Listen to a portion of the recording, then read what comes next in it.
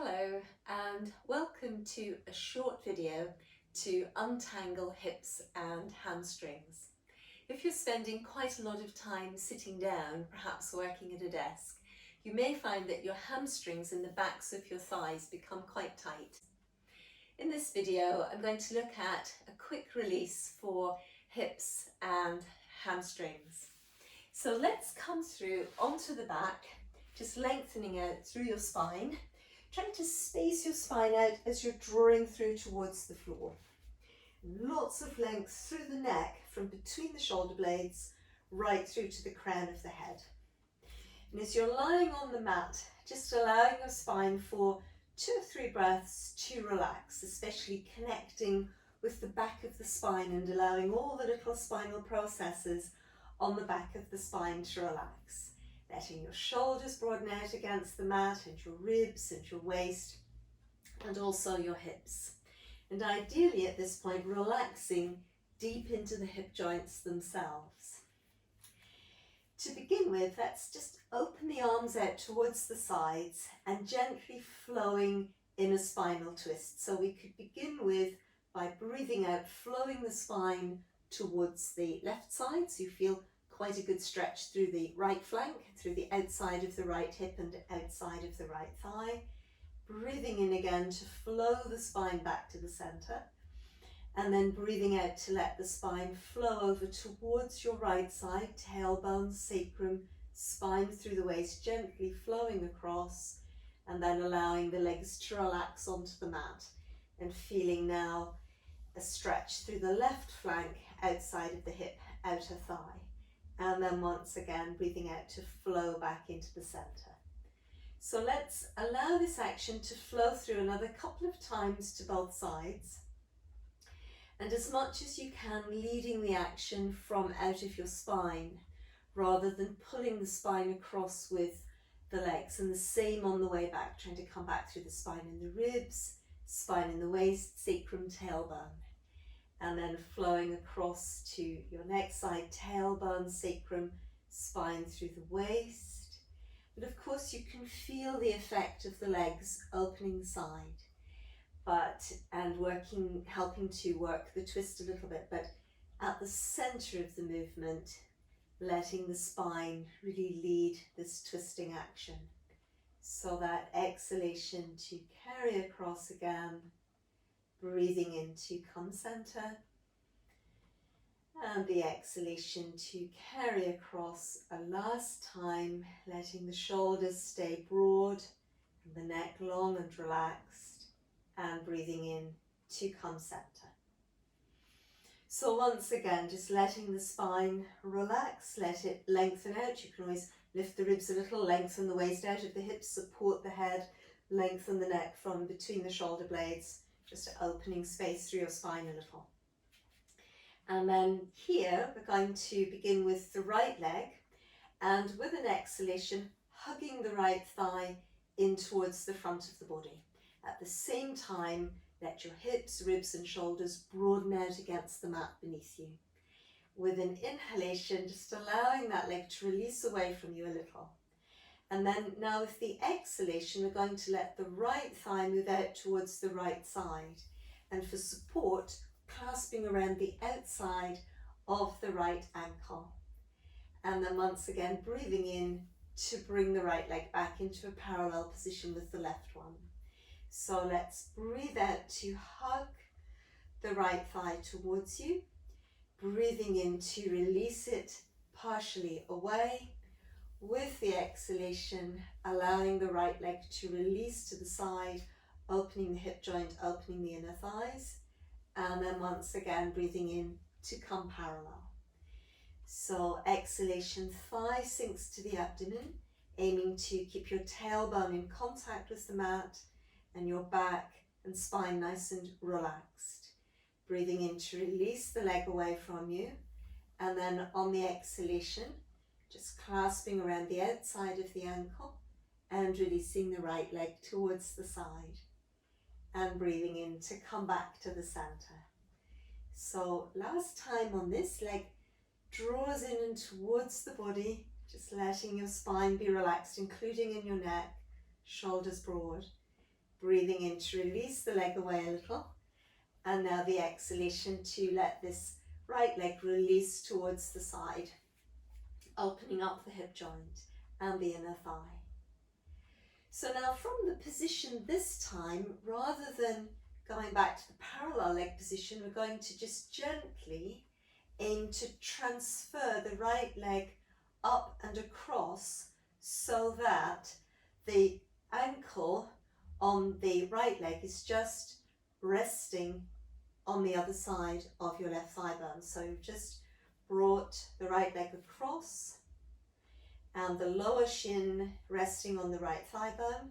And ideally, if you can, your right foot is just flopping at the side there of your left thigh. Now, if that's too tight a position, this is quite a tight position with the thighs pretty close to the alignment with the hip joints, and it could be too strong. It might be that your knee feels it too strongly. If that's the case, then possibly opening outwards a bit, the outside edge of the foot coming onto the thigh instead, just above the knee, or even the sole of the foot there coming onto the inside of the left thigh, in which case you have to use a little bit of pressure from your left thigh against the right foot to keep them together. But if you're able to get into this tighter position, it will give you a more effective opening through the gluteal muscles and the deep rotators in the back of your right hip. And from here, if you can, I'm going to aim to keep the tailbone engaged to the floor and let the legs just float up and towards us. And then just working there, if you can, to reach through to the lower leg, the left leg. It might be that you can't reach the left leg with your hands, in which case you could use a scarf or a strap or a belt of some kind to support that lower leg. Now, what tends to happen is that because the muscles in the outside of the hip, the deep rotators there, can be quite tight, sometimes what happens is that the waist crushes upwards a little bit so that these muscles on the outside of the hip don't have to stretch so intensely. So you just need to keep a watchful eye that the space between your right shoulder and right hip stays really long, so that we're getting the maximum out of this position. And sometimes what happens is that the weight will really keel across to the right side. And again, this will be reducing the amount of opening that's experienced in the outside of the right hip, which may feel easier, but it defeats the purpose of being here. So we're going to just try and keep the weight really across to the left side. As you keep the weight rolling into that left hip quite surely and quite soundly, you should be able to feel the intensity of the opening in the outside of your right hip. Now, one other thing that can happen is that the right knee could fall forwards, and that will be less effective as well. So now just keep breathing here, and then a last breath. And then as we're ready, we're going to let the left leg lower, but just still holding on to the right leg in this position that we've had it in. And at the moment, there's a little bit of a partial stretch through one of the heads of the hamstrings, as well as we've been opening the hips, but we have begun a little bit to open the hamstrings. And we can carry the advantage of that opening having begun on through into a stronger hamstring opening. So just allow the leg to move quite slowly. The secret here is to keep the leg moving quite slowly, to carry the stretch that's already there with us. Let the tailbone keep rolling into the floor, and as well as opening up through the back of the thigh, back of the knee, thinking about releasing and letting go through your inside leg as well. So from the inside of the hip joint to the inside of the knee to the inside of your heel. And then eventually you've come into a position, might look something like this, or it might be more here, or it might be with the leg a bit bent. And all of those are of course fine. And if it feels a little bit tough being in this particular opening and lengthening through the back of the leg, again, take some support so that the work of holding the leg up is not so challenging. It's not to pull the leg into a longer stretch. It's just to take the weight of the leg to support it so that the leg can relax. And when the muscles relax more, they're not having to support their own weight, they're more inclined to stretch. And what I always do when I'm working a position like this, and we might be thinking of this as a yoga sequence, or we might be thinking of it as a basic opening hips and hamstring sequence. But I always tend to, whether it's yoga or a basic hamstring stretch, I do always tend to work with my whole body. So that it's not just about opening the back of the leg. For me, it's about releasing and opening through my spine as well, and that will give me a more effective opening in my leg. So as I'm breathing in, I'm just going to visualize the space of my breath diving down over the front of my spine, lengthening it towards the tailbone. And then as I breathe out, I'm going to let my spine relax, all the little spinal processes in the back of the spine softening. And I'm going to let the shoulders broaden, and the ribs and the waist and the hips broaden and open.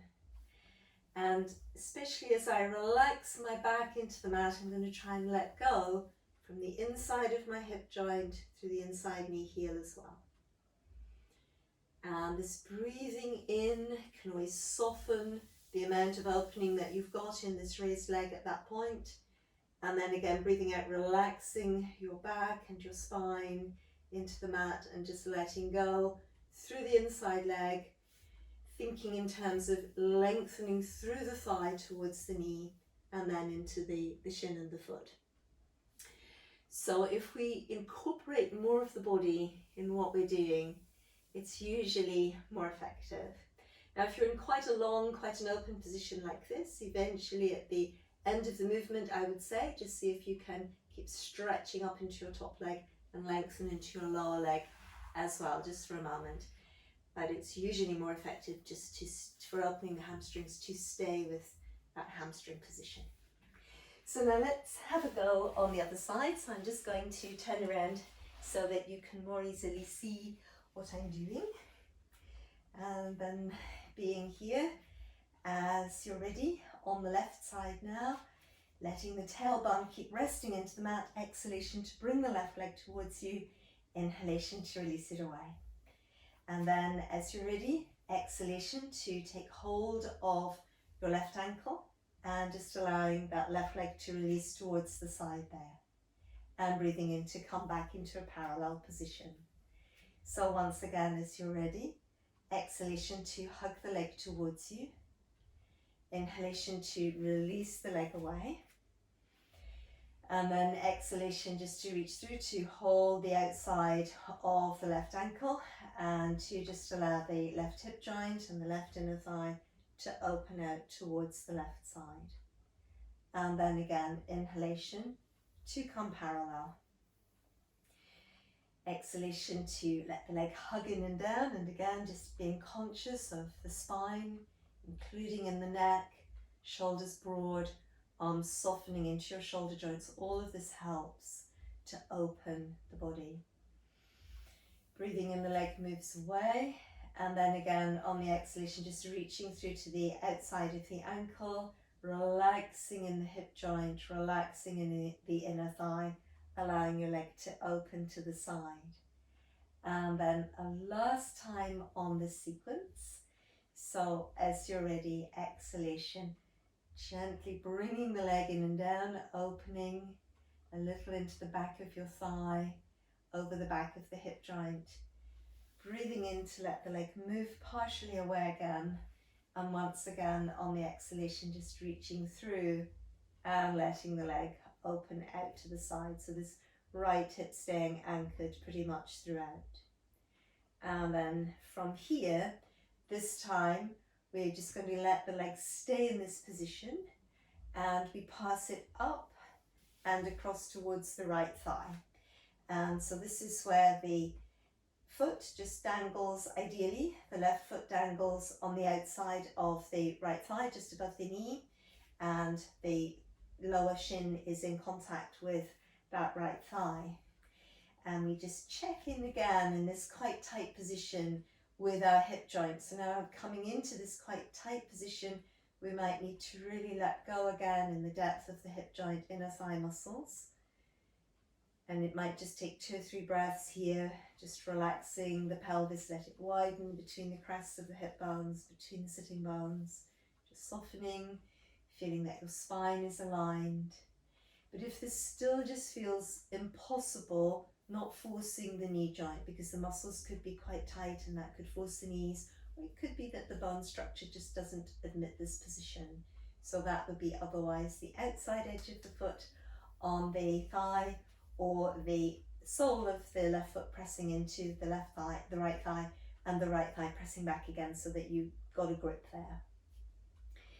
In any case, we once again just feel that the spine is long. Try to keep both waists quite long, remembering to keep the left waist as long as we can this time, not letting the waist scrunch up so that the stretch is diminished in the deep rotators of the hip and coming through. Now, ideally, keeping your tailbone down, so this will maximize the opening in the outside of the hip. We're reaching through towards that lower leg if we can, or as we looked at on the first side, we might use a strap around the back of the right thigh to support the position. And it could be that even with the strap, it's a little bit too far away or it's a little bit too tight. If you feel fine, just carry on in the position that you've got started already, but sometimes using a brick or a block or some books underneath this lower leg can help you to come into a stronger position, but it's not too intense. So in one of these positions, still being here and breathing, just checking that we're keeping plenty of weight going into that right hip, and the intensity in the outside of the left hip is, worthwhile for us to be here practicing. And once again, we can breathe into, find out lots of space through the back of our body. And as we breathe out, just relaxing the spine and broadening the shoulders, ribs, hips into the mat, and seeing if the legs will move any closer towards us. And they may and they may not, it doesn't matter. Just see what happens. So one last round of the breath being here, keyhole stretch. And then as you feel ready, allowing that lower leg to come back towards the floor. So once again, we've got a partial hamstring opening going on here already through the outside of the back of the thigh. And it's a gentle, slow movement to come in here. Just seeing if you can move the leg nice and slowly so that the muscles don't get a shock and tense up again. And this is where, although of course the opening's in the hamstring, but it will be very helpful if we can stay relaxed through the back of the neck and the back of the shoulders and the back of the ribs. Just keeping opening through the inside of the hip joint towards the inside knee, inside heel. Just lengthening all the way through there as far as you personally can go. So as I was mentioning on the first side, it might be that the leg is much further away, or it could be that it's a bit bent, and it could be that it's not so easy to hold on to, and in which case we can always just support the position with a strap. And this time I'll just stick with the strap, and I'm going to again breathe in to, as I feel the coolness of the breath meeting the skin at the back of the throat, visualize the breath just drawing down over the front of the spine all the way towards the tailbone, and then on the exhalation softening through the back of the spine, relaxing the hips solidly into the mat, letting go through the inside leg from the hip joint towards the knee, towards the heel, and opening through the back of the leg as well. So the opening through the back of the leg is the sort of obvious part. As you breathe in, freeing space over the front of the spine, right through then into the depth of your hip joint on your left side now. And then as you breathe out, relaxing the spine, letting the hips sink into the mat, and keep releasing through the inside of the hip joint, inside leg, as well as the back of the leg. Those parts are all less obvious, I think. And as I said on the first side, it's always just possible to bend the knee a little bit to take the intensity out of your stretch. And then as you breathe out, just to experiment, seeing how far you can work into lengthening the hamstrings again, still keeping your back relaxed and your hips on the mat. And so, you know, the body is not really quest-based the way the brain is often. The brain thinks, oh, I want a straight leg, I want the most intense stretch, and that's going to be the best. The body not necessarily so based in quest. It's a lot more organic, it's a lot more cyclical. Just allowing the body to open from the inside outwards into the shape that you're looking for. Allow it to relax and to grow into that shape, you know. You know, your body's grown and it served you well through the years, most likely. It's pretty good at looking after itself, and it will find a way through into opening and lengthening. So give it the time and the space to do that. Not too many orders and demands from the brain. And so then as you're ready, right at the end of the position, if this opening in the hamstring is not too intense, it can always lengthen the lower leg away. Just see what happens there. And then once again, we can breathe out and just fold that leg in, hug the legs towards us, circling the hips on the mat 2 or 3 times one direction, 2 or 3 times opposite direction. Letting the legs come back through to the floor. And then let's from there roll onto the side and just pressing up towards a seated position. And so far we've done quite a lot of work already with having a sense of the spine being nice and long and released. And we can here bring the arms behind us if you need to, sitting up on a block or a brick so that your lower spine is quite tall. And then let's bring the arms behind us and ideally rotate the arms, turn them out from the shoulder joint so that the front of your chest is very open, and this will give you the chance to lift upwards through the chest and open. And the idea is to, from the base of the spine, lift and lengthen initially, and then from the crown of the head to work a little arch up and back. So lengthening through your neck up and back, lengthening up and back through the spine in the rib cage. And as you move up and back, possibly your hands begin to connect with the mat behind you. Let your shoulder blades be nice and wide, and they can always maybe push up against the back of the rib cage. And the base of the spine still stays quite tall and lifted. Breathing, and then again just bringing the chin back towards the top of the chest, lift very tall, tailbone to crown. So now let's give that a little bit of a go as well with lengthening the legs. So initially let's lengthen one leg and then come back.